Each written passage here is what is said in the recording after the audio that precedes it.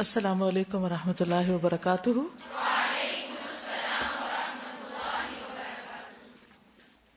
نحمده ونصلي على رسوله الكريم، اما بعد فاعوذ باللہ من الشیطان الرجیم، بسم اللہ الرحمن الرحیم، رب اشرح لي صدری ويسر لي امری واحلل عقدۃ من لسانی یفقهوا قولی۔ آج ہم میرا جینا مرنا کے سلسلے میں ذہنی صحت کے بارے میں پڑھیں گے۔ جسمانی صحت پر آپ بہت کچھ پڑھ چکے، اب ذہنی صحت کی بات ہوگی۔ آج کل ہر شخص مصروف نظر آتا ہے، افراتفری کا دور۔ ضروری نہیں کہ وہ مصروفیت کسی فائدہ مند کام کی ہو یا آخرت میں فائدہ دینے والی چیز کی ہو، لیکن لک بزی، ہر کوئی کسی نہ کسی چیز میں مصروف ہے، اور اس مصروفیت کا بہانہ کر کے وہ اپنے آپ سے بھی غافل ہے اور اپنے آس پاس کے لوگوں سے بھی، اپنے گھر والے، عزیز، دوست، رشتہ دار، ان کی ذمہ داریاں، ہر چیز کو یہ کہہ کے ٹال مٹول کی نظر کر دیا جاتا ہے کہ ہم بہت مصروف ہیں۔ جتنی ایسی بیکار قسم کی مصروفیت بڑھتی جا رہی ہے، انسانوں کے اندر بہت سے ذہنی مسائل بھی جنم لے رہے ہیں۔ لوگوں میں دلچسپی لینے کی بجائے زیادہ دلچسپی اپنی ذات یا اپنے کام یا اپنے ہی خاندان میں ہوتی۔ کہا یہ جا رہا ہے کہ کسی بھی آبادی کے تقریباً 5% لوگ لازمی طور پر ڈپریشن کا شکار ہوتے ہیں۔ مردوں میں اس کا تناسب 2 سے 5%، جبکہ عورتوں میں 5 سے 8%، یعنی عورتیں مردوں کے مقابلے میں جلد مایوس اور پریشان ہو جاتی۔ عالمی ادارہ صحت کی رپورٹ کے مطابق دنیا کی تمام بیماریوں میں ڈپریشن کو ایک بیماری کے طور پر ڈائگنوز کیا گیا۔ 1990 تک چوتھے نمبر پہ تھا، اور آئندہ آنے والے برسوں یعنی 2020 تک اس کا نمبر دوسرا ہو جائے گا، یعنی کہ جو انسانوں کے لیے کلر کی حیثیت رکھتا ہے۔ اور آج آپ دیکھیں کہ بچے کو ڈپریشن کا مرض ہے۔ اتنا عام یا کامن یہ لفظ ہو گیا ہے کہ کوئی ڈھکی چھپی بات نہیں رہی۔ یہاں تک کہا جاتا ہے کہ بعض بچے جو ماں کے پیٹ میں، وہ بھی ڈپریشن کا شکار ہوتے ہیں۔ تحقیق یہاں تک بتا رہی ہے۔ اس سے آپ اندازہ لگائیں کہ انسان اللہ سے دور ہو کر، اپنی زندگی کے مقصد سے دور ہو کر کن مصیبتوں اور کن مشکلات میں گھرے چلے جا رہے ہیں۔ ڈپریشن ایک ایسی ذہنی بیماری ہے جو مریض کی زندگی کے تمام معاملات کو بری طرح متاثر کرتی ہے۔ ڈپریشن کی علامات مریض کی ذہنی پیچیدگی اور حالات کی نوعیت کی بنا پہ مختلف ہو سکتی ہیں۔ یہ کیفیت ہوتی کیا ہے؟ مثلاً اب آپ اپنے آپ کو بھی ڈائگنوز خود کریں۔ ڈپریشن کی کیفیت میں مریض غم کے موقع پر اپنی پرانی یادیں تازہ کر کے رونے لگتا ہے۔ یعنی کسی نے چھوٹی سی کوئی بات کہہ دی تو صرف اس بات کو نہیں مائنڈ کرتا، بلکہ پرانی جتنی بھی باتیں ہوتی ہیں نا، وہ بھی اس کے ذہن میں گردش کرنے لگتی ہیں اور ان کو یاد کر کر کے روتا رہتا ہے۔ فلاں موقع پہ فلاں نے میرے ساتھ یہ کیا۔ مثلا آپ تھوڑے سے بیمار ہوئے، سر درد ہوا، آپ نے کسی سے کہا کہ ذرا مجھے گولی لا دو، یا کہا چائے بنا دو، تو اس نے سنی انسنی کر دی، تو اس کے بعد آپ کی کیفیت کیا ہوگی؟ روئیں گے؟ صرف اس بات پہ روئیں گے کہ مجھے چائے نہیں بنا کے دی، یا کوئی اور بھی بات یاد آئے گی پیچھے سے؟ اور پھر کتنی دیر تک اس کا شکار رہیں گے؟ یہ ڈپریشن کی علامت ہے۔ چونکہ وہ اندر بھرا ہوا ہے، مریض ہیں آپ، تو اس کو بس تھوڑے سے ہلاوے کی ضرورت ہوتی ہے، یعنی کسی بھی چیز سے چھڑنے کی ضرورت ہوتی، اور پھر وہ آپ کے اوپر طاری ہو جاتا ہے۔ اگر کسی دوسرے کو کوئی دکھ ہوتا ہے، نقصان ہوتا ہے، تو فوراً افسردہ ہوتا ہے، اس کو اپنے اوپر طاری کر لیتا ہے۔ کبھی ایسا ہوا کہ آپ نے کسی کو تکلیف میں دیکھا اور پھر اس کے بعد آپ خود گہری پریشانی کا شکار ہو گئے، اس سے باہر نکلے ہی نہ؟ اچھا، اب اپنے آپ کو ڈائگنوز کرتے جائیں۔ آپ اپنے آپ کو مارکس دے سکتے ہیں کہ آپ 1% ڈپریشن کا شکار ہے، یا 5 یا 10 یا 100%، کتنا، لیکن علامات میں آپ کو بتا رہی ہوں، ٹھیک ہے؟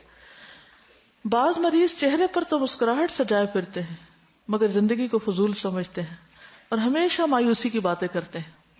کبھی آپ کا کسی ایسے شخص سے واسطہ پڑا جو ہر وقت مایوسی کی باتیں کرے؟ یہ حالات بڑے خراب ہیں، اور ہمارے ملک میں ہر جگہ پر بم پھٹ رہے ہیں، اور کسی کی زندگی محفوظ نہیں، اور گیس بھی لوڈ شیڈنگ ہے، اور بجلی کا بل تو ویسے ہی بہت زیادہ آ رہا ہے، اور مرغیاں بھی پتہ نہیں کیا فیڈ کھاتی ہیں، اور ہر چیز سے بیزار۔ تو جب اس قسم کے لوگوں سے واسطہ پڑتا ہے تو ان کی باتیں ہمارے اوپر بھی اثر انداز ہوتی، پھر ہم بھی خوف کا شکار ہوتے، پریشانی کا شکار ہوتے ہیں۔ جب میں کینیڈا میں تھی تو ظاہر ہے واپس آنا تھا، اور آنے کی جب تیاری ہوتی تو میں کسی سے بھی ذکر کرتی کہ واپس نہیں جانا، وہاں نہیں، وہاں آپ کو کچھ ہو جائے گا۔ یا یہاں آنے کے بعد بھی ہر طرف خوف کی باتیں. لیکن جب میں نے اپنی نگاہ سے جائزہ لینا شروع کیا تو میں نے کہا کہ ٹھیک ہے، اگر ایک جگہ ایک حادثہ ہوتا ہے تو اس کو جنرلائز تو نہیں کیا جا سکتا. اس کا یہ مطلب نہیں کہ ہر جگہ ہی وہ ہوگا، اتنے لاکھوں لوگ رہ بھی رہے ہیں. تو ہم کیوں چیزوں کو اپنے اوپر طاری کر لیتے ہیں؟ یہ چونکہ اندر کمزور ہوتا ہے نا. تو جیسے جسمانی بیماری میں کیا ہوتا ہے کہ جب آپ کے اندر امیونٹی لو ہو جاتی تو چھوٹی سی بات بھی آپ کے اوپر، یعنی کوئی چھینک بھی مارے تو آپ بھی چھینکنے لگتے ہیں، فوراً آپ پہ بیماری اثر کرتی. لیکن اگر آپ اندر سے مضبوط ہیں تو ٹھیک ہے، آپ پر اثر ہو سکتا ہے مگر اتنی جلدی نہیں ہوگا. تو اسی طرح جو آس پاس آپ کے ڈپریشن کے مریض ہوتے ہیں اور منفی باتیں سوچتے ہیں، وہ ہر وقت ایک ہی بات کیے چلے جاتے ہیں، ایک بات کو کئی دفعہ دہراتے، پھر آپ کی بھی سوچ وہی ہونے لگتی. تو بعض لوگ بظاہر دیکھنے میں خوش نظر آتے ہیں لیکن اندر سے وہ بہت دکھی ہوتے ہیں. ان کو اسمائلنگ ڈپریشن ہوتا ہے. وہ ڈپریشن کو اسمائل کر کر کے ہلکا کرنے کی کوشش کرتے ہیں لیکن وہ اندر سے سخت دکھی، غمگین اور پریشان رہتے ہیں. جسے پھوڑا بنا ہوا ہوتا ہے نا، تو ذرا سا چھیڑو تو بہنے لگے گا. یہی ان کا حال ہوتا ہے. بعض مریض رونے سے اجتناب کرتے ہیں کیونکہ وہ اپنے آپ کو ویک ظاہر نہیں کرتے، لیکن جب وہ اپنا رونا کنٹرول کرتے ہیں تو ریاکشن غصے اور چڑچڑے پن کی شکل میں ہوتا ہے. چڑچڑے ہوتے ہیں اور غصہ کرتے ہیں، چھوٹی چھوٹی بات پہ اتنا فلیئر اپ ہو جاتے ہیں کہ انسان پریشان ہوتا ہے کہ وہ چھوٹی سی بات تھی، اتنا برا ریاکشن، آخر ایسی کیا بات ہے. یعنی کبھی کبھار تو غصہ ہر ایک کو ہی آ جاتا ہے، لیکن ایسے لوگ اتنے چڑچڑے اور اریٹیٹڈ ہوتے ہیں کہ چھوٹی سی بات بھی اس بھی چیخ اٹھتے ہیں، ہر تھوڑی بات چیخ اٹھتے ہیں. یعنی بات نہ کرنا، چیخنا انہوں نے اپنا وتیرہ بنا رکھا ہوتا ہے. کبھی بچوں پہ چیختے ہیں، کبھی شوہر پہ چیختے ہیں، کبھی نوکروں پہ، کبھی کسی پہ. انسانوں کی طرح بات ہی نہیں کرتے. ایسے بھی لوگ دیکھنے میں آئے ہوں گے آپ کے. ہر وقت وہ غصے کا شکار رہتے ہیں. پھر کچھ رونے دھونے کا شکار رہتے ہیں، کچھ غصے کا. یعنی نارمل انسان نہیں ہے. دیز آر آل اب نارملٹیز. اس کا یہ مطلب نہیں کہ انسان کو کبھی غصہ نہ آئے، رونا نہ آئے. نہیں، رونا آنا طبعی بات ہے، آتا ہے، آنا چاہیے. غصہ بھی آنا چاہیے، لیکن یہ نہیں کہ سارا دن انسان اس کیفیت میں، یا دن کا زیادہ حصہ اس کیفیت میں ہو. کبھی کبھار کی تو بات اور ہے. ٹھیک ہے. پھر اسی طرح کچھ اور علامتیں ہوتی ہیں جیسے نیند کی کمی، انسومنیا کا شکار ہو جاتے ہیں. بعض لوگوں کا وہ ڈپریشن ان کی جسمانی بیماریوں کی شکل میں نکلتا ہے. بعض لوگ نشہ آور دوائیں یا چیزیں استعمال کرتے ہیں تو ان کو ماسک ڈپریشن ہوتا ہے. یعنی انہوں نے اپنے آپ کے اوپر ایک ماسک چڑھایا ہوا ہوتا ہے اور اس سے وہ اس کو کنٹرول کرتے ہیں. بعض لوگوں کا وزن بڑھنے لگتا ہے، بعض کا کم ہونے لگتا ہے. بعض لوگ موڈی ہو جاتے ہیں، بہت زیادہ موڈی. بعض لوگ مایوسی کا شکار ہو جاتے ہیں، زندگی سے مایوس ہو جاتے ہیں اور وہ ہر وقت موت کی باتیں سوچتے ہیں. بعض لوگوں کا دھیان پر خودکشی کی طرف ہو جاتا ہے اور وہ اپنے آپ کو ختم کر دیتے ہیں. بعض لوگ ہر وقت جوکس کرتے رہتے، دوسروں کو ہنسانے کا کام کرتے رہتے، یعنی اب نارمل قسم کی حرکات کرتے رہتے. وہ کوئی بات سیدھی نہیں کرتے، نہ ان کو طریقے سے کوئی بات کرنی آتی. بعض لوگ بہت اتار چڑھاؤ کا شکار ہوتے، یا بہت خوش یا بہت لو، درمیان میں نہیں ہوتے. یہ ساری ذہنی بیماریاں ہیں، یا جذباتی بیماریاں کہہ لیں، یا نفسیاتی بیماریاں کہہ لیں، کچھ بھی کہہ لیں. جب ایسی بیماریاں کم از کم 1-2 سال تک مسلسل ہوتی رہیں تو ان کا برابر علاج کرنا چاہیے. تو اب چند سمٹمز میں ہلکی ہلکی پھر ریوائز بھی کر دیتی ہوں اور بتا بھی دیتی ہوں. اپنے آپ کو چیک کریں، کیا دن کا زیادہ حصہ افسردگی اور اداسی میں گزرتا ہے آپ کا؟ کیا آپ کو ہر وقت اندر سے کوئی غم اور دکھ لائق ہے کہ خوش ہونے والی بات پہ بھی خوش نہیں ہو پاتے؟ زندگی بس ایک بوجھ بن گئی. تو اپنے آپ کو جائزہ لیجیے. کسی کام میں دل نہیں لگتا، ایک شروع کرتے ہیں، بور ہو گئے، چھوڑ کے اس کو، چلو یہ کر لیتے ہیں، وہ ادھر ادھورا پڑا ہے، ادھر وہ کر لیتے ہیں، کچھ بھی مکمل نہیں کرتے. نہ پڑھائی مکمل کرتے ہیں، نہ ہی کوئی اور دنیا کا کوئی کام شروع کریں اس کو مکمل کرتے ہیں. ہر چیز ادھوری ہے، زندگی ادھوری. پھر ایک گلٹی کانشیس رہتے ہیں ہر وقت کہ جیسے کوئی گناہ کیا ہوا ہے اور وہ ان کے دماغ پر سوار رہتا ہے، اور اس کی وجہ سے بعض اوقات بے اعتمادی کا شکار ہو جاتے ہیں. اور کیا کرنا، ہم اس قابل ہی نہیں. کوئی ان کو کام دیا جائے، ہم غریب اس قابل کہاں، ہم یہ نہیں کر سکتے، ہم وہ نہیں کر سکتے. کچھ کرنے کو تیار نہیں، کیونکہ وہ اتنا انڈر ایسٹیمیٹ اپنے آپ کو کرتے. اور یہ بھی مایوسی کی ایک شکل ہوتی ہے. پھر بعض لوگ ذہنی اور جسمانی طور پر ہر وقت تھکاوٹ کا شکار رہتے ہیں، کیونکہ یہ اتنے زیادہ خیالات غلبہ پا لیتے ہیں کہ وہ دل بھی پریشر میں رہتا ہے، اور پھر وہ جو خون پمپ کرتا ہے وہ پورا ایک سسٹم ان کا اسی قسم کا بن جاتا ہے. کبھی بھوک کم ہو جاتی ہے ان کی، کبھی نیند کم ہو جاتی ہے، کبھی زیادہ ہو جاتی ہیں دونوں چیزیں. اوور سلیپ کرتے ہیں، سوئے رہتے اٹھنے کا نام نہیں لیتے، یا کبھی کھاتے رہتے بھوک نہیں ختم ہوتی ان کی، کبھی کچھ نہیں کھاتے. تو یہ بھی اس کی علامتیں. پھر سستی، کاہلی.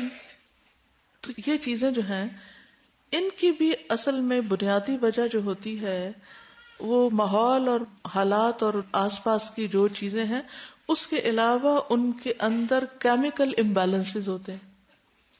یہ کیمیکل امبیلنسز کہاں سے جنم لیتے ہیں؟ کوئی ڈاکٹر اگر یہاں بیٹھی ہو تو بتائیں. جی بتائیے. کیمیکل امبیلنسز ڈپریشن کی ایک وجہ بنتے ہیں، تو وہ کیوں ہوتے ہیں جسم میں؟ باڈی کا جو نظام ہے وہ اس طرح سے چلتا ہے کہ جو چیزیں ہم سوچتے ہیں یا جس طرح کی زندگی ہم گزارتے ہیں اس کے مطابق ہمارے اندر جو چینجز ہیں، ہمارا جو میٹابولزم ہے، ہمارے اندر جو ہارمون سیکریٹ ہو رہے ہیں، جو گلینڈز ہمارے جسم کے اندر کام کر رہے ہیں، وہ سب ان خیالات سے اور ان تھاٹ سے متاثر ہوتے ہیں.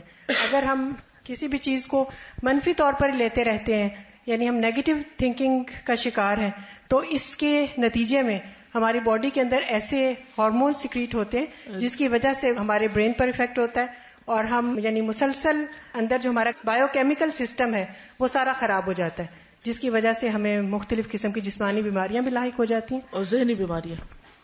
اسی طرح بعض اوقات کچھ حادثات ہوتے ہیں زندگی میں، کچھ ایسے واقعات پیش آتے ہیں کہ جو ذہن اور دماغ پر اتنا گہرا اثر ڈالتے ہیں کہ ان کی تصویر دماغ سے ہٹتی نہیں. پھر شیطانی وسوسے جو ہوتے ہیں اس کو بار بار خیالات کو لا کر کوئی خواب ایسا دیکھ لیا یا کوئی واقعہ ایسا دیکھ لیا، کسی کے سامنے کوئی قتل ہو گیا یا کوئی چور آ گئے یا کوئی زلزلہ آ گیا یا کوئی اور اس طرح کا اس نے حادثہ دیکھ لیا، کوئی ایکسیڈنٹ روڈ پہ دیکھ لیا، تو وہ پھر کیا ہوتا ہے بار بار ان کے دماغ میں اس کی تصویر آتی ہے، اور وہ جب آتی ہے وہ ان کے پورے سسٹم کو ہلا کے رکھ دیتی. تو اس طرح صرف وہ خود نہیں بلکہ وہ اثرات ان کے بچوں کے اندر ان کے نسلوں تک منتقل ہونا شروع ہو جاتے ہیں. یعنی ڈپریشن بعض اوقات وراثت میں آتا ہے. ماں باپ اگر اس کا شکار ہیں تو بچوں کے اندر اس کی علامات ظاہر ہو جائیں گی. تو یہ صرف ذہنی نہیں، پھر ایک جسمانی بیماری بھی بن جاتا ہے. اسی طرح بعض اوقات کسی کی بے وفائی، کسی کا دھوکہ دینا، کاروبار میں شراکت میں کسی کو نقصان پہنچ جانا، رشتہ داروں کی طرف سے، والدین کی طرف سے محبت کا نہ ملنا، توجہ نہ ملنا، یہ ساری چیزیں پھر انسان کے اندر پریشانی ظاہر کرتی. پھر انسان بعض اوقات کسی شخص کی جدائی سے اتنا زیادہ متاثر ہو جاتا ہے کہ باقی سب کچھ اس کو بھول جاتا ہے. دیکھیے کسی بھی پیاری چیز کی جدائی انسان کے دل پہ اثر ضرور ڈالتی، نیچرل سی بات ہے. کیا نبی صلی اللہ علیہ وسلم جب مکہ چھوڑ رہے تھے تو آپ اداس نہیں ہوئے تھے؟ کیا یوسف علیہ السلام جب اپنے والد سے جدا ہو گئے تھے تو ان کے والد پریشان نہیں ہوئے تھے؟ یہ ساری چیزیں ہمارے اندر اللہ نے رکھی ہیں، ہمیں یہ دکھ دیتی ہیں، لیکن ان کی زندگیوں میں ڈپریشن نہیں تھا، ہم ڈپریشن کا شکار ہو جاتے. ان کی زندگیاں موسٹ پروڈکٹیو ہو گئی سارے غموں کے باوجود، اور ہماری زندگیاں نان پروڈکٹیو ہو گئی. یعنی غم، حادثے، پریشانیاں، دکھ، بے وفائیاں، مالی نقصان، جانی، یہ ساری چیزیں قرآن نے خود بتا دی کہ یہ پیش آئیں گی، لیکن اس کا حل ڈھونڈنا ہے. ہمیں اپنے آپ کو ان کے حوالے نہیں کر دینا، ہم نے بیکار نہیں بننا، ان ساری چیزوں کو ایک ٹریگر بنا دینا مزید کام کرنے کا. اسی طرح بعض اوقات لوگ ڈائگنوز تو کر لیتے ہیں کہ ہمیں ہے بیماری، اس کو مانتے نہیں ہیں. اگر آپ کسی سے بھی یہ کہیں کہ مجھے لگتا ہے کہ تم کچھ ڈپریشن کا شکار ہو، تو لوگ کیا کہیں گے؟ ہیں تم نے مجھے گالی دے دی، میں ڈپریشن کا شکار ہوں. مانتے نہیں. تو جو بیمار بیماری کو ہی نہ مانے اس کا علاج کہاں سے ہوگا؟ علاج ہی نہیں ہوتا. جی میں یہ کہہ رہی تھی کہ ہم سب ہر بیماری کو ایکسیپٹ کرتے ہیں. کسی کو ہارٹ ڈیزیز ہوتی ہے یا کوئی بھی جسم میں بیماری ہوتی ہے، فوراً ہم 10 لوگوں سے پوچھتے ہیں، ہر جگہ چلے جاتے ہیں. لیکن اگر کسی کو ذہنی بیماری ہوتی ہے اور اسے کہتے ہیں کہ آپ سائیکریٹسٹ کے پاس جائیں، تو وہ ایک تو اس بیماری کو ایکسیپٹ نہیں کرتا. آپ کیسے یہ سوچ سکتے ہیں کہ آپ کا جسم تو بیمار ہو سکتا ہے، آپ کا ذہن کیوں نہیں ہو سکتا؟ وہ سب پارٹ آف اے باڈی اور وہ ہوگا.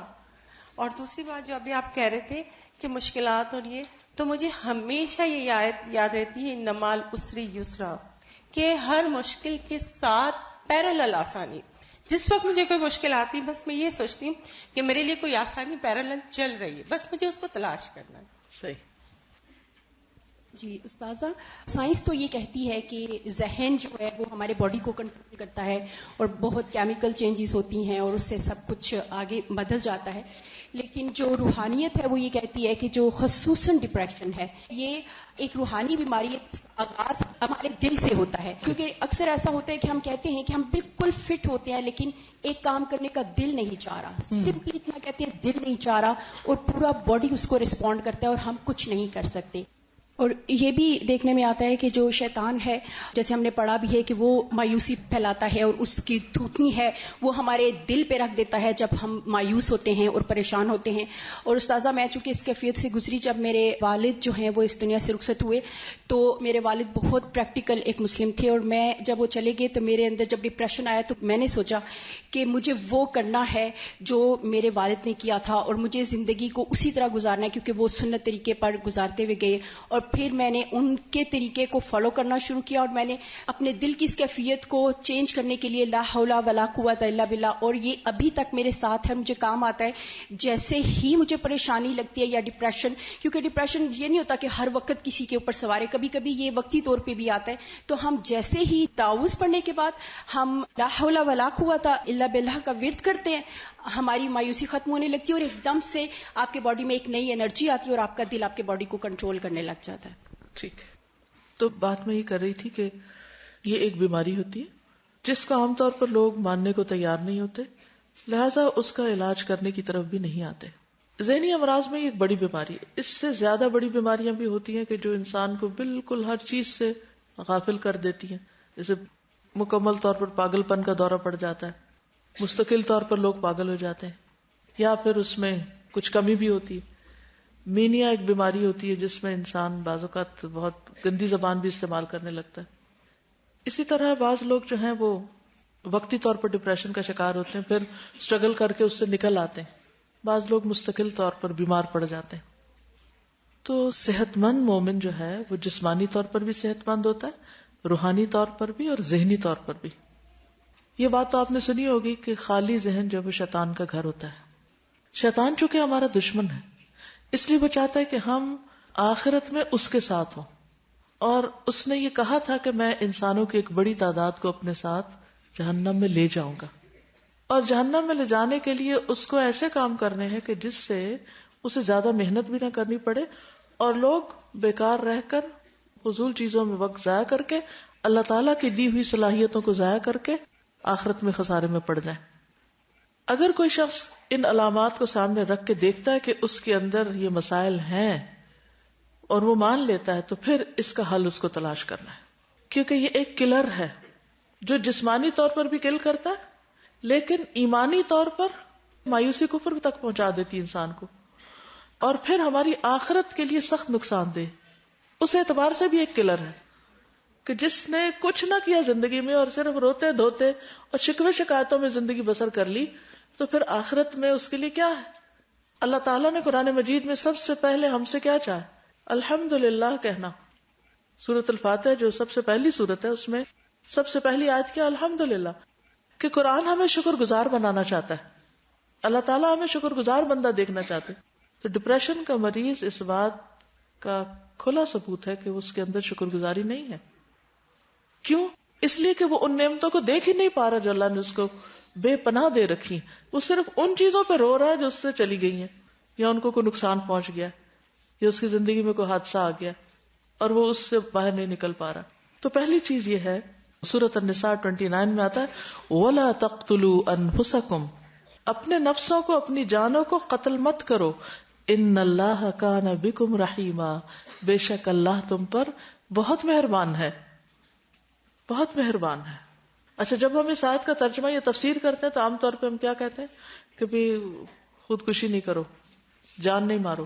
لیکن یہ جو خاموش کلنگ ہے اور اپنے آپ کو ہم ہلاک کیے جا رہے ہیں بیکار رہ کے، یہ بھی قتل کرنا ہے. جب ہم کچھ کر نہیں رہے، ہم پروڈکٹیو نہیں، تو کل ہی کر رہے ہیں نا، اپنے آپ کو ضائع کر رہے ہیں. ہم دنیا میں بھی زندہ لاش بن کے پھر رہے ہیں. یہ لفظ سنا ہوگا، زندہ لاش. ایسا غمگین اور پریشان اور مایوس انسان جس کی آنکھوں میں بھی ایک اداسی ہے اور جس کی باتوں میں بھی اور جس کے ذہن میں بھی اور سوچوں میں بھی وہ زندگی سے بیزار ہے، اس کے پاس کوئی کام نہیں، وہ اپنے آپ کو، اپنے ایک ایک قیمتی لمحے کو ضائع کیے چلے جا رہا ہے. تو اس حال میں نہیں رہنا، یہ اپنے آپ کو قتل کرنا ہے. تو اپنے لیے بول کے کہیں کہ مجھے اپنے آپ کو قتل نہیں کرنا، مجھے اپنی زندگی پیاری ہے، مجھے اس دنیا سے کچھ کر کے جانا ہے، میں بیکاری میں وقت نہیں گزاروں گی، میں اپنے دشمن شیطان سے لڑ کے اس کو گرا دوں گی، اور میں وہ سب کچھ کروں گی جو میرا رب مجھ سے چاہتا ہے، کہ جس کام کے لیے اللہ نے مجھے پیدا کیا ہے اور جو صلاحیتیں اور طاقتیں اللہ نے مجھے دی ہیں میں ان کا بھرپور استعمال کروں گی. اس کے ساتھ یہ بات بھی یاد رکھیں کہ یہ جو مختلف کیفیات آتی ہیں ہم پر، یعنی بعض لوگ ہوتا ہے نا کہ مسلسل اور مستقل بیماری بن گئی، اور بعض لوگ ایسے ہوتے ہیں کہ جو کسی وقت بہتر ہوتے ہیں، کسی وقت ڈاؤن بھی ہو جاتے. یہ کیفیات سب پہ آتی ہیں، سب پر آتی ہیں. اس کو ایکسپٹ کر لیجئے کہ یہ اونچ نیچ ہوگی طبیعت میں، موڈ میں، کبھی ذہنی تھکاوٹ، کبھی جسمانی تھکاوٹ، کسی کا رویہ کچھ. حدیث میں آتا ہے کہ مومن کی مثال گندم کے خوشے کی سی ہے. مثل المؤمن مثل السنبلہ، جو کبھی گرتا ہے کبھی سنبھلتا ہے. گندم لگی کبھی دیکھیے، ہوا چلتی ہے تو کیا ہوتا ہے، ایسے لیٹ جاتی ہے ساری گندم، پھر تھوڑی دیر کے بعد آپ دیکھیں گے سیدھی کھڑی ہے. تو بعض اوقات ایسی ہوائیں چلتی ہیں، ایسی آندیاں آتی ہیں، ایسے واقعات پیش آتے ہیں کہ جس کی وجہ سے ہم پریشان ہو جاتے ہیں، ہم لیٹ جاتے ہیں. لیکن لیٹے نہیں رہنا، پھر اٹھ کے بیٹھ جانا ہے، مقابلہ کرنا ہے، اس کا علاج کرنا ہے. نبی صلی اللہ علیہ وسلم نے فرمایا مومن مرد اور عورت پر جسمانی یا مالی یا اولاد کی طرف سے مستقل پریشانیاں آتی رہتی ہیں، یہاں تک کہ جب وہ اللہ سے ملتا ہے تو اس کا ایک گناہ بھی باقی نہیں رہتا. اگر آپ کو اس بات کی پریشانی ہے کہ آپ بہت گناہگار ہیں اور پتہ نہیں بخشش ہوتی یا نہیں، تو یہ پریشانی بھی آپ کے گناہوں کی معافی کا ذریعہ ہے، اس سے بھی معافی ہو رہی ہے، اس لیے ہوپ فل رہیے. تو پھر اس پر قابو کیسے پائیں؟ اسلامک پرسپیکٹو کیا ہے؟ ڈاکٹر تو آپ کو دوائیوں پہ لگا دیں گے، آپ کو صلاح دیں گے. حل کیا ہے؟ کرنا کیا ہے؟ استاذہ یہ مجھے اسپریچول ڈیزیز بھی لگتی ہے، اور اس کا بھی علاج ہمیں میڈیسن سے تو کرنا ہی ہے، لیکن ساتھ ساتھ مجھے اس میں اسپریچول کا بھی ایلیمنٹ نظر آتا ہے کہ اسپریچول ڈیزیز ہے، اور اس کو ہمیں قرآن، اذکار اور ان چیزوں کے ساتھ اٹیچ ہو کر اللہ سے تعلق جوڑ کر، تو یہ بھی بہت فائدہ مند چیز ہے. اگر آپ مائنڈ نہ کریں تو اپنی مثال بتا دیں، سب کو فائدہ ہو جائے.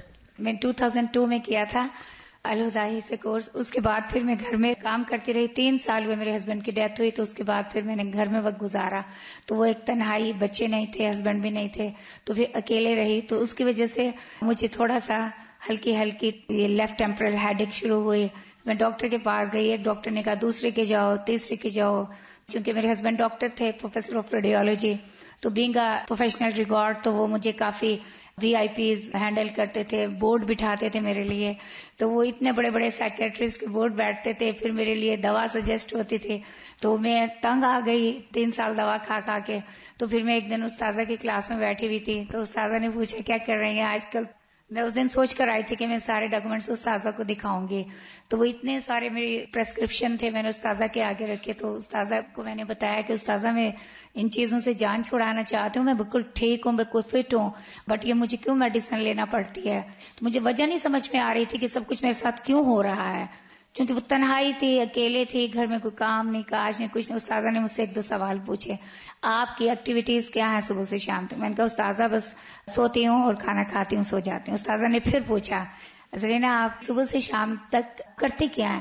میں نے کہا استاذہ سوتی ہوں، سو جاتی ہوں. استاذہ نے پھر تیسری دفعہ پوچھا، تو پھر استاذہ نے کہا صبح سے آپ مجھے یہاں نظر آئے الہدا میں، اور آپ نے 8 دن تک روزانہ مجھے سلام کرنا ہے اور میرے آگے سے گزرنا ہے. اس کے بعد پھر میں جب لینا تھی نا ان کی، اس لیے تو پھر میں اگلے دن صبح اٹھی تو مجھے ایک دم استاذہ کی بات یاد آئی کہ کام تو مجھے کچھ کرنا نہیں ہے، تو میں بھاگوں استاذہ کے آگے سے گزروں اور سلام کروں. حالانکہ کوئی کام تو نہیں تھا یہ، لیکن میں صرف اس لیے 8 دن آئی کہ میں نے استاذہ کے آگے سے گزرنا ہے، استاذوں کو سلام کرنا ہے. تو اس کے بعد پھر استاذہ نے پھر مجھے بلایا، استاذہ نے کہا کہ آپ کام شروع کریں الہدا میں، اور اب آپ مجھے کام کرتے ہوئے نظر آئے. الحمدللہ 10th بیچ تھا تعلیم القرآن کا، تو اس میں ایز اے گروپ انچارج وہ گزارا. اس کے بعد حدیث کورس میں، اور اس کے بعد کورسز کوآرڈینیٹر ہوں الہدا کے. الحمدللہ میڈیسن ایک ایک کر کے ساری چھوٹ گئی ہیں، پتہ بھی نہیں کہاں نسخے ہیں، کہاں دوائیں ہیں. شاید ڈاکٹر اب مجھے یاد کرتے ہوں گے. اب میں کبھی کبھی سوچتی ہوں کہ جو لوگ وہاں پہ بیٹھے ہوئے تھے، I am one of them, میں ان میں سے ایک تھی، اور کتنا مجھے خوف آتا ہے کہ وہاں تو کوئی بھی نہ جائے، کیونکہ آپ کو اتنا کچھ نہیں ہوتا ہے. مطلب اگر میں بیمار ہوتی تو یہاں بیٹھی بھی ہوتی, میں ٹھیک تھی بالکل. وہ جو ایک تنہائی, لونلی نیس, کام نہ کرنا, غفلت اور بیکاری, اس چیز کی وجہ سے یہ سب کچھ ہو رہا تھا. اب میں وہاں کے لوگوں کو دیکھتی ہوں تو میں گھبراتی ہوں کہ وہ بھی وہاں سے نکلیں, مگر انہیں کون نکالے. بالکل, ان سب کی بھی مدد کرنی ہے انشاءاللہ. اب دیکھیے کہ انہوں نے قرآن پڑھا. قرآن پڑھنے کے بعد ظاہر ہم سب کو کہتے ہیں کہ جہاں جہاں آپ ہیں وہاں جا کے اپنا کام شروع کریں. انہوں نے بتایا تھا کتنے آپ نے 6 ایئرس کام کیا. انہوں نے کہا کہ انہوں نے اپنے ہاتھ سے کتنے الٹرا ساؤنڈ کیے تھے, تقریباً 5 لاکھ کے قریب الٹرا ساؤنڈ انہوں نے کیے اپنے ہاتھ سے, اور مسلسل کام کیا, اور بہت مصروف تھی. اور ہسبینڈ کی ڈیتھ ہو گئی, تنہائی کا شکار ہو گئی, کام بھی چھوڑ دیا. حالانکہ قرآن پڑھا ہوا تھا سب کچھ, لیکن آہستہ آہستہ وہی لگتا ہے نا چیزیں چھٹتی جاتی ہیں, یہاں سے ایک چیز چھٹی, دوسری چھٹی, اور انسان گرنا شروع ہو جاتا ہے. تو اس کے لیے بہت ضروری ہے کہ وتواصوا بالحق وتواصوا بالصبر.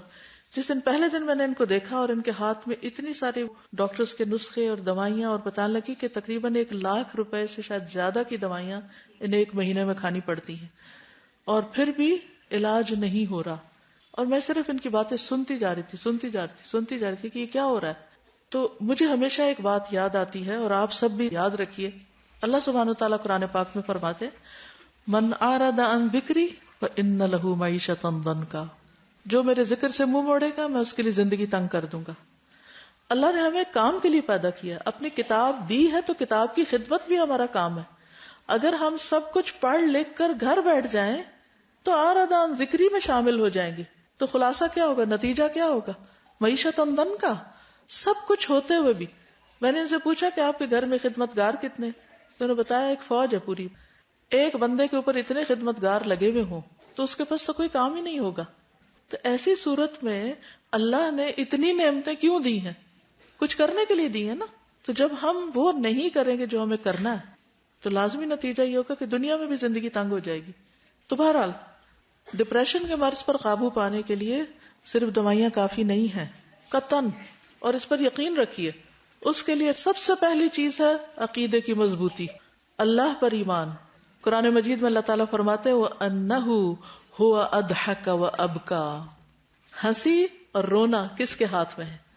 اللہ کے ہاتھ میں ہے. بلا شبہ وہی ہے جس نے ہنسایا اور رلایا, دل اس کے ہاتھ میں ہے. اگر آپ اللہ کی رضا کے لیے بھاگیں گے تو وہ آپ کو رونے کے لیے نہیں چھوڑ دے گا. پھر اگر روئیں گے بھی تو وہ گرم آنسو والے نہیں روئیں گے جو غم کے آنسو ہوتے ہیں, وہ اللہ کی محبت کے ٹھنڈے آنسو ہوں گے. اس رونے میں بھی ایک لطف ہوگا, اس میں بھی ایک خوشی ہوگی. وہ رونا آئے گا لیکن وہ اللہ کی یاد میں آئے گا کہ اللہ تو اپنے دیدار سے محروم نہ کرنا. وہ غم بدل جاتے ہیں پھر, کیونکہ زندگی کے مقاصد بدل جاتے ہیں. پھر انسان حقیر چیزوں کے لیے نہیں روتا, پھر وہ بڑی چیزوں کے لیے روتا ہے کہ اللہ مجھ سے ایسے گناہ نہ ہو, ایسے غلطیاں نہ ہو, ایسے کام نہ ہو کہ جس کی وجہ سے میں تیرے قرب یا تیرے دیدار سے محروم ہوں. اب ایک رونا ہے اللہ کے لیے اور ایک رونا ہے دنیا کے لیے, دونوں میں فرق ہے نا, ہے تو رونا ہی. تو اللہ تعالی بندے کو اسی چیز کے لیے رلاتا ہے جس کی وہ چاہت رکھتا ہے. تو چاہتوں کا مرکز بدل لیں. استاذہ یہ ایک زمانہ تھا مجھ پہ بھی بہت سویر قسم کا ڈپریشن تھا, تو مجھے کسی نے شعر پڑھ کے کہا تھا کہ تندی باد مخالف سے نہ گھبرا اے عقاب, یہ تو چلتی ہے تجھے اونچا اڑانے کے لیے. تو جب میں نے قرآن پڑھا تو پہلے اس ٹائم پہ مجھے اس کی انٹینسٹی بھی سمجھ نہیں آتی تھی, لیکن جب میں نے قرآن پڑھا تو میں نے واقعی ایکسپیرینس کیا کہ جو پرابلم آپ کے اوپر آتی ہے نا وہ اس وجہ سے آتی ہے کہ اللہ تعالیٰ آپ کو ایکسپیرینس بنانا چاہتے ہیں. تو یہ بہت بڑی ایک بلیسنگ ہوتی ہے کہ آپ کے اوپر کوئی پرابلم آ رہی ہے, کیونکہ اگر آپ ایک چیز کو فیس کرتے ہیں تو دوسری بار آپ اس چیز کو فیس کرنے کے لیے اسٹرانگ ہو جاتے ہیں. تو الحمدللہ میں یہ سمجھتی ہوں کہ اللہ تعالیٰ کی یہ بہت بڑی بلیسنگ ہے کہ ایک انسان کے اوپر پریشانی کا لیول آتا ہے. تو اللہ سبحانہ وتعالیٰ بندوں کو مختلف طرح کے آزمائشوں میں مبتلا کرتا ہے, پھر وہ یہ دیکھنا چاہتا ہے کہ اب بندہ کرتا کیا ہے, کیونکہ بندے نے پروو کرنا ہے نا کہ اللہ میں ہر حال میں تیری رضا پہ راضی ہوں اور مجھ پہ جو بھی آئے میں پلٹنا تیری طرف ہے. لا ملجا ولا منجا منک الا الیک اعوذ برضاک من سخطک. پھر یہ ہے کہ اس بات کا یقین ہونا چاہیے کہ شفا اللہ ہی کے ہاتھ میں ہے, اسی کی طرف جانا ہے. وَإِذَا مَرِضْتُ فَهُوَ يَشْفِينِ. اسباب ہیں باقی سب, شفا اللہ کے ہاتھ میں، جب چاہے جہاں سے چاہے عطا کر دے. اور پھر یہ جو مشکلات آتی ہیں، مصائب آتے ہیں، یہ اللہ سبحانہ تعالیٰ کی طرف سے صرف ناراضگی کا سبب نہیں ہوتے یا ناراضگی کی وجہ سے نہیں آتے، بلکہ یہ بھی خیر و بھلائی کا ذریعہ بنتے ہیں. رسول اللہ صلی اللہ علیہ وسلم نے فرمایا، اللہ تعالیٰ جس کے ساتھ بھلائی کرنا چاہتا ہے اسے مصائب میں مبتلا کر دیتا ہے، اس کے لیے زندگی مشکل کر دیتا ہے. اب انہی زرینہ کے کیس میں دیکھیے کہ جب وہ مشکل حد سے بڑھی تو بھلائی کا دروازہ کھل گیا نا، کہ موسٹ پروڈکٹیو زندگی شروع ہو گئی. تو انسان ہمیشہ ہوپ فل رہے. جیسے انہوں نے بھی کہا تھا نا کہ ان مع العسر یسرا، تنگی کے ساتھ آسانی ہے. وہ آسانی کیا ہے اسے تلاش کیجئے، وہ نظر آنی چاہیے. سمجھ نہ آئے تو کس کی طرف جائیں؟ اللہ کی طرف بڑھیں. رسول اللہ صلی اللہ علیہ وسلم نے فرمایا، اللہ تعالیٰ فرماتا ہے، اے ابن آدم، تو میری طرف کھڑا ہو، میں تیری طرف چل کر آؤں گا. تو میری طرف چل کر آ، میں تیری طرف دوڑ کر آؤں گا. تو میرے لیے کھڑا تو ہو، میں چل کے آؤں گا تیرے پاس، اور تو چلے گا تو میں دوڑوں گا. تو اگر اللہ کی مدد چاہیے تو پھر اٹھ کے کھڑا ہونا پڑے گا اللہ کے لیے. نبی صلی اللہ علیہ وسلم نے فرمایا، اللہ تعالیٰ فرماتا ہے، میں اپنے بندے کے گمان کے ساتھ ہوں. جب وہ مجھے دل میں یاد کرتا ہے تو میں اسے اپنے دل میں یاد کرتا ہوں. جب وہ مجھے مجلس میں یاد کرتا ہے تو میں اس سے بہتر فرشتوں کی مجلس میں اس کو یاد کرتا ہوں. اگر وہ ایک بالشت میرے قریب آتا ہے تو میں ایک ہاتھ قریب ہو جاتا ہوں. اگر وہ ایک ہاتھ قریب آتا ہے تو 2 ہاتھ قریب ہو جاتا ہوں. اگر وہ چل کے آتا ہے میری طرف تو میں دوڑ کر اس کی طرف جاتا ہوں. تو اپنے آپ کو بول کے کہا کریں کہ میں اللہ کی طرف چل رہی ہوں، میں دوڑ رہی ہوں، اللہ میں تیری طرف دوڑ کے آنا چاہتی ہوں. اور پھر انشاءاللہ جب آپ کہیں گے، سوچیں گے، تو آپ دوڑنے بھی لگیں گے، تیز تیز قدم اٹھنے لگیں گے. اور جب آپ اللہ کی طرف دوڑیں گے تو آپ کی بیماری اور آپ کا ڈپریشن اور آپ کے خوف اور وہ غم، وہ سب پیچھے چلتے جائیں گے، وہ چھٹتے جائیں گے، وہ دور ہوتے جائیں گے، کیونکہ آپ اپنے رب کی طرف دوڑ رہے ہیں. پھر اللہ سے اچھا گمان رکھیں، مایوس نہ ہو. یہ نہ سوچیں کہ میں نہیں ٹھیک ہو سکتی، تو کبھی ٹھیک ہوئی نہیں ہو سکتی، یہ نہیں سوچنا، کیونکہ اللہ تعالیٰ نے ہر مرض کی دوا پیدا کی. پھر اللہ کو پکارنے کے لیے اللہ کے پیارے پیارے نام لیں. وَلِلَّهِ الْأَسْمَاءُ الْحُسْنَى فَادْعُوهُ بِهَا. سب اچھے نام اللہ ہی کے ہیں، اس کے ساتھ اس کو پکارو. تو اللہ کو پکاریں اونچی آواز میں، چپ کے دل ہی دل میں دعائیں کریں. اور پھر آج کل فقہ القلوب میں جو آیت ہم بار بار جس کی طرف توجہ دلا رہے ہیں، هو اللہ الذی لا الہ الا هو عالم الغیب والشہادہ هو الرحمن الرحیم. اللہ کی معرفت حاصل کریں. جتنا جتنا آپ اللہ کو پہچانتے جائیں گے اتنا اتنا آپ کے اندر ایمان کا لیول بڑھے گا.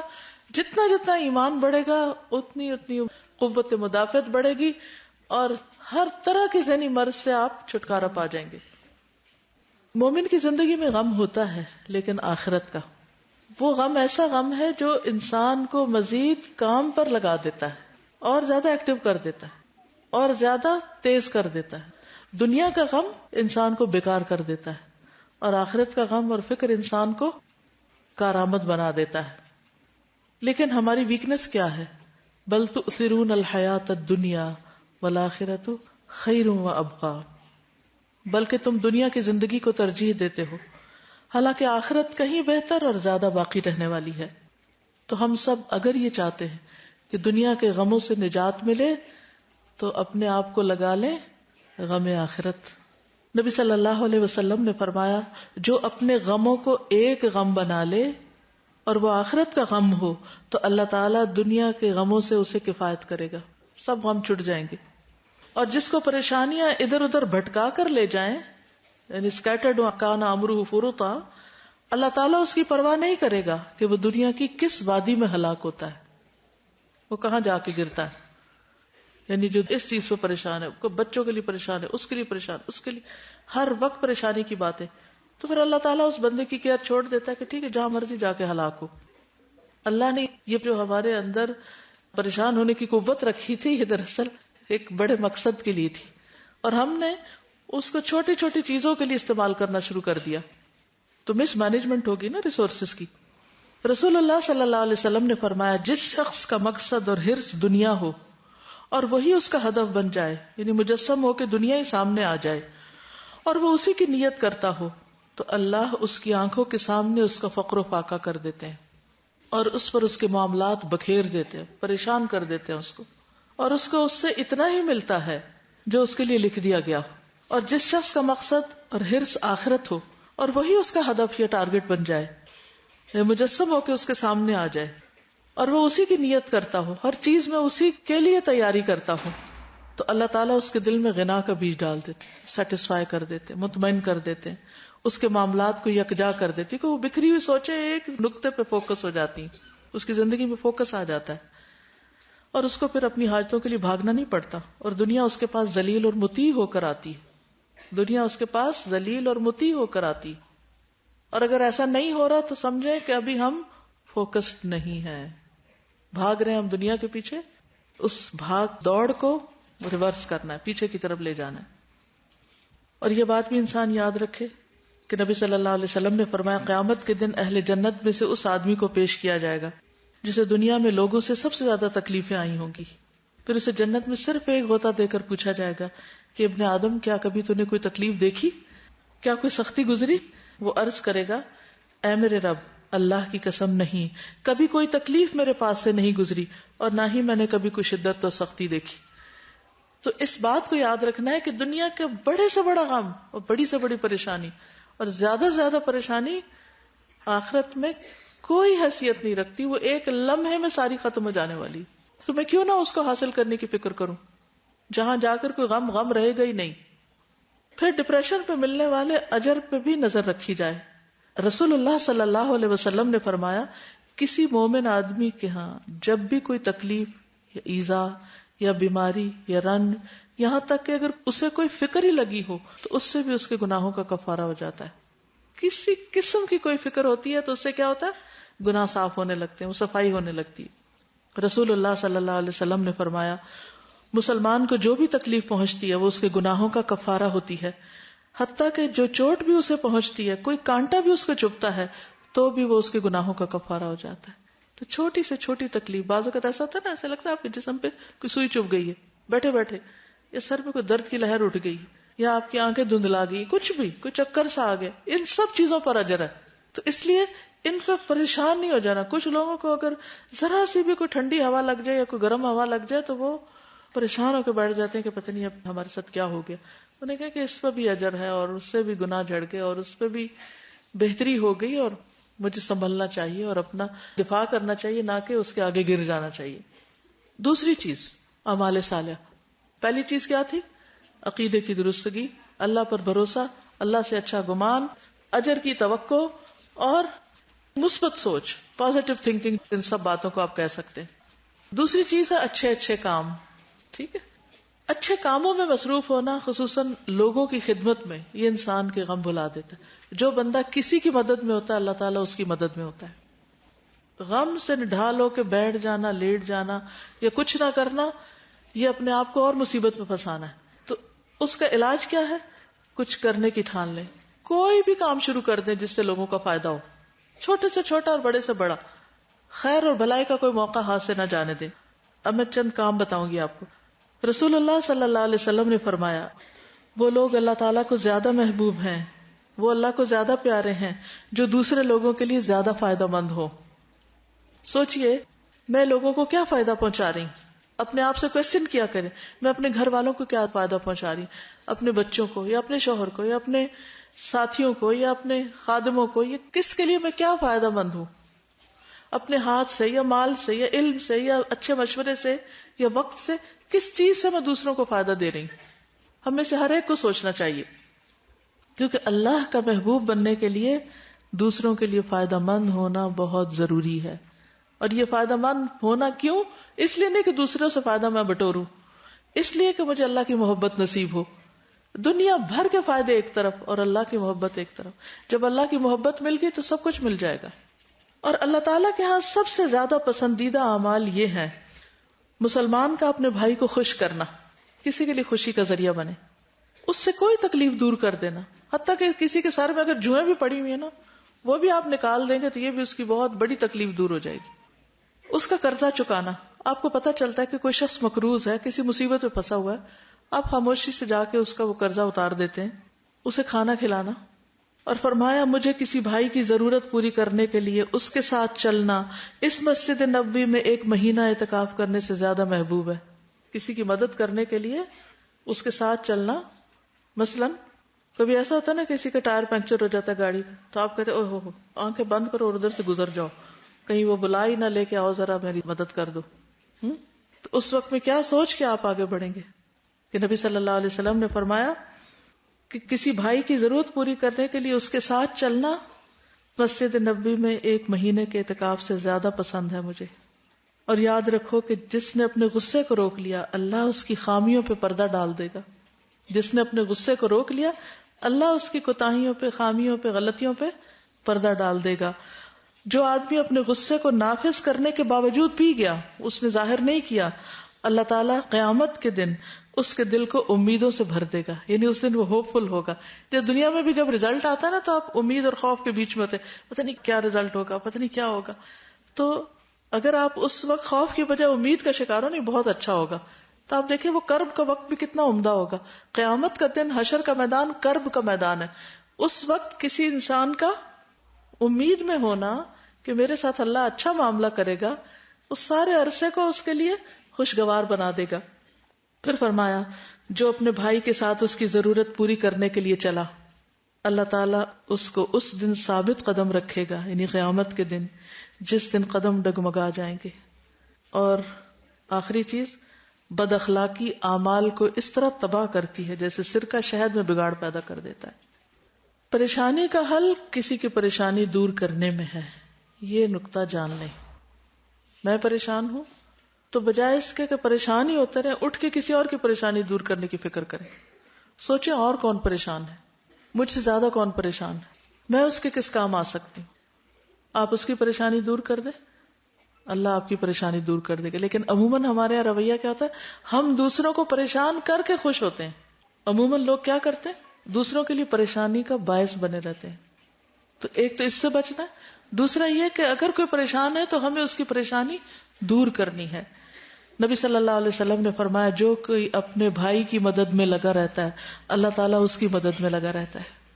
نبی صلی اللہ علیہ وسلم نے فرمایا جس نے کسی مسلمان کا دنیا کا ایک دکھ دور کیا اللہ تعالیٰ قیامت کے دن اس کا ایک دکھ دور کر دے گا. اور جس نے کسی مشکل میں پڑے شخص کے لیے آسانی کی, کوئی بیمار ہے اس کا علاج کیا, کوئی دکھی ہے اس کا دکھ دور کیا, کوئی بھوکا ہے اس کو کھانا کھلایا مثلا, اللہ اس کے لیے دنیا اور آخرت میں آسانیاں پیدا کر دے گا. جس نے کسی مسلمان کی پردہ داری کی, اس کا عیب چھپا لیا, اللہ دنیا اور آخرت میں اس کی پردہ داری کرے گا. اور اللہ تعالیٰ اس وقت تک بندے کی مدد میں رہتا ہے جب تک بندہ اپنے بھائی کی مدد میں لگا رہتا ہے. تو اگر ہم چاہتے ہیں ہمیں سپورٹ ملے تو ہم دوسروں کو سپورٹ دینے لگے. رسول اللہ صلی اللہ علیہ وسلم نے فرمایا نیکی کا حکم دینا اور برائی سے روکنا صدقہ ہے. کسی بھولے بھٹکے کو راستہ بتانا صدقہ ہے. کمزور نظر والے کے لیے تیرا راستہ دکھانا بھی صدقہ ہے. راستے سے پتھر, کانٹا یا ہڈی وغیرہ ہٹا دینا بھی صدقہ ہے. اور اپنے ڈول سے دوسرے بھائی کے ڈول میں پانی ڈال دینا بھی صدقہ ہے. نہیں پانی کنویں سے آپ نے نکالا تھا اپنے لیے, اتنے میں نظر آ گیا کوئی کھڑا ہوا, جیسے موسیٰ علیہ السلام نے کیا تھا کہ وہ لڑکیاں کھڑی ہیں خود پانی نہیں پلا سکتی, انہوں نے جا کے ان کی مدد کی.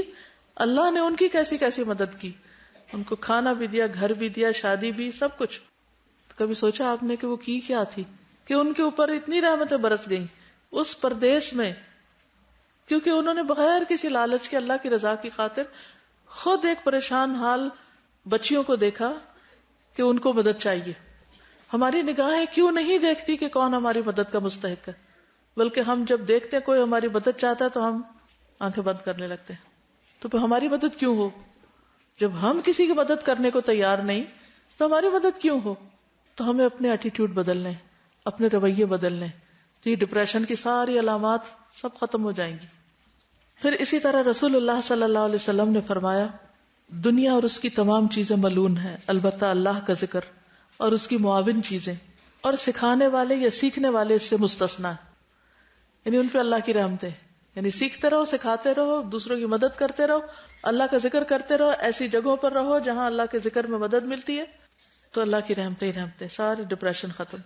پھر دعا اور نماز سے مدد, خاص طور پر الا بذکر اللہ تطمئن القلوب. نبی صلی اللہ علیہ وسلم نے فرمایا اس شخص کی مثال جو اپنے رب کو یاد کرتا ہے اور اس کی مثال جو اپنے رب کو یاد نہیں کرتا زندہ اور مردہ جیسی. تو وہ زندہ لاشیں جو ہیں وہ حقیقی معنوں میں زندہ ہو جائیں گے اگر وہ اللہ کی یاد اختیار کر لیں. اور اللہ کا ذکر کب؟ صبح اٹھتے ہی. وہ حدیث یاد کر لے جس میں آتا ہے نا شیطان گدی پہ 3 گرہ لگاتا ہے. جب انسان اٹھتا ہے اور اللہ کا ذکر کرتا ہے تو ایک گرہ کھل جاتی، وضو کرتا ہے تو دوسری کھل جاتی ہے، اور نماز پڑھتا ہے تو تینوں کھل جاتی ہیں، اور انسان حشاش بشاش ہو کر دن کا آغاز کرتا ہے. تو ڈپریشن تو وہی چلا گیا جب آپ شعوری طور پر یہ کام کریں. پھر دل کی پریشانی کا ذکر اللہ سے کرنا، بندوں سے نہیں، اللہ سے کرنا. انما اشکو بثی وحزنی الی اللہ واللہ بصیر بالعباد. جو اللہ کو پتا ہے وہ کسی اور کو تو میں سمجھا ہی نہیں سکتی. حتیٰ کہ بعض اوقات اپنی ماں کو سمجھانا بھی مشکل ہو جاتا ہے کہ میں کس کرب میں ہوں. آپ بتانے لگتے تو ڈانٹنا شروع کر دیتے ہیں. ہم میں سے اکثر، میں خود ایک ماں ہوں، بچے کو پریشانی کی بات سنانے لگے تو کہتے بس کافی، اللہ سے بات کرو جا کے. تو بندے کیا کر سکتے ہیں کسی کے لیے؟ تو کیا کرنا چاہیے؟ اللہ سے باتیں کرے کہ اللہ تعالیٰ تو میرا حال جانتا ہے نا، اور سب طاقت تیرے ہاتھ میں، تو ٹھیک بھی کر سکتا ہے، تو مجھے ٹھیک کر دے. پھر اس کے بعد اللہ کا ذکر پریشانی سے نجات کا ذریعہ ہے. نبی صلی اللہ علیہ وسلم نے فرمایا جیسے اللہ نے تمہارے درمیان رزق تقسیم کیا ہے ویسے ہی تمہارے درمیان تمہارا اخلاق تقسیم کیا ہے. اور بے شک اللہ تعالیٰ مال اس کو بھی دیتا ہے جس سے وہ محبت کرتا ہے، اور اس کو بھی دیتا ہے جس سے محبت نہیں کرتا، مگر ایمان صرف اس کو دیتا ہے جس سے وہ محبت کرتا ہے. ایمان صرف اس کو دیتا ہے جس سے وہ محبت کرتا ہے. تو جو اپنے مال کو خرچ کرنے سے بچائے اور دشمن سے مقابلہ کرنے سے ڈرے اور رات سے خوف کھائے، اندھیرے سے ڈر لگتا ہے کہ وہ اس کو پریشان کرے، تو وہ اس قول کی کثرت کر دے، لا الہ الا اللہ، سبحان اللہ، الحمدللہ، اللہ اکبر. پھر اللہ کے آگے رونا. نبی صلی اللہ علیہ وسلم نے فرمایا 7 طرح کے لوگ ایسے ہیں جنہیں اللہ تعالیٰ اپنے سائے میں پناہ دے گا. ان میں سے ایک وہ شخص جس نے تنہائی میں اللہ کو یاد کیا اور اس کی آنکھوں سے آنسو بہ پڑے. پھر نماز کے ذریعے مدد. نبی صلی اللہ علیہ وسلم کا طریقہ کیا تھا کہ جب بھی ان پر کوئی مشکل وقت آتا فوراً نماز کی طرف جاتے. اور آپ نے یہ بھی فرمایا کہ انبیاء پر جب کوئی پریشانی آتی تو وہ نماز میں متوجہ ہو جاتے. اسی طرح اللہ کی حفاظت حاصل کرنے کا ذریعہ کیا ہے؟